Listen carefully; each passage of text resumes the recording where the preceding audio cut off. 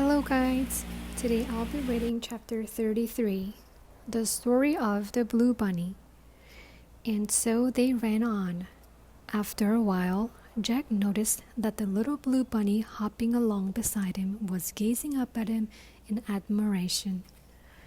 "I'm very sorry to stare," said Blue Bunny timidly, "but you're so new and detailed.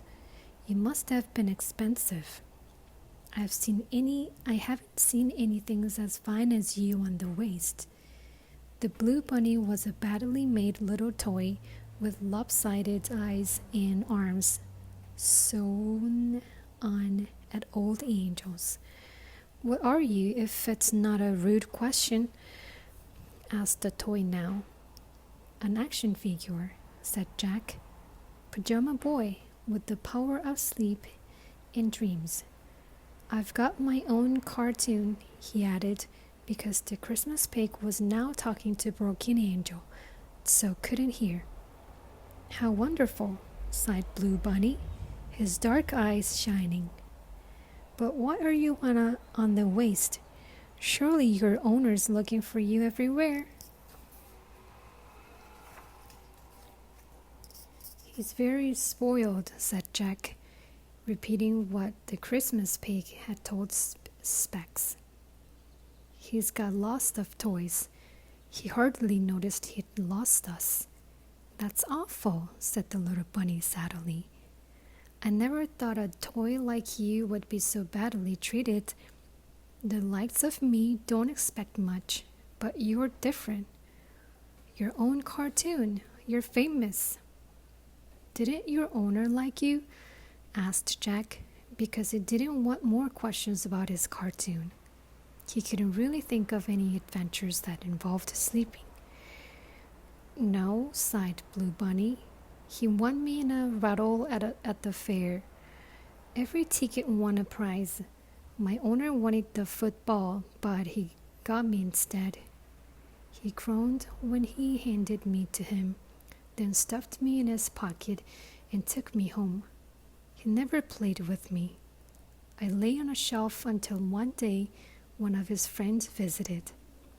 The friend threw me out of the open window into the flower bed as a joke. The bunny's voice broke. "Nobody looked for me. Nobody cared. I lay in the flower bed for weeks. It rained. I was so cold, so wet, but I had no choice but to lie in the mud and wait." "I don't understand," said Jack. "I was stuck between two worlds, you see," said Blue Bunny. "It happens sometimes if it isn't clear whether you've been thrown away or lost. I was stuck, belonging nowhere, frozen and dirty, and waiting for my owner to remember me. If he believed me thrown away, I'd cease to exist. If he thought me lost, I would descend to the land of the lost." On Christmas Eve, Blue Bunny went on. The boy was packing a cuddly toy to take to his grandparents' house, and thoughtfully he remembered that I was lost, but he didn't care or think of looking for me. At the moment, my fate was sealed. I fell straight down here, and the loss adjusters seized me. They shoved me down the chute that comes out in the middle of the waist. I was alone and very frightened, but after a while, I met Broken Angel. We've been wandering the waste together ever since. It's been nice to have somebody who understands how I feel. That might sound silly to a thing like you." "No, it doesn't," said Jack. "I had a friend who always understood me, but then I lost him and it ruined everything." The Christmas pig glanced back at Jack, an odd expression on his face.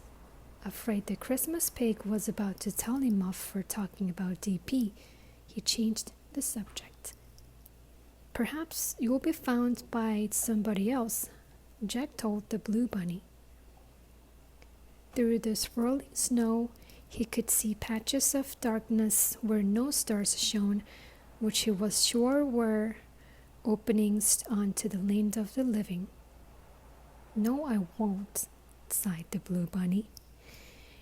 "My body's still in the garden, covered in mud, barely visible. The family's gone away for Christmas. There's nobody to find me now. I belong to Loser, but Broken Angel and I have agreed to face the end together, and that's some comfort." Jack felt very sorry and wished he could take the little blue bunny home to his own bedroom, but it was starting to learn the law of the land of the lost, and was sure this wouldn't be allowed. Then, before anyone could say another word, noises exploded out of the darkness around them. "Danger!" yelled Compass, rolling back to them. "Stick together and brace yourselves. It's the Bad Habit Gang."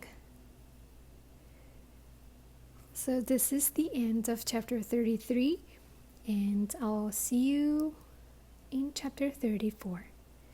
I hope you enjoyed this story. Bye!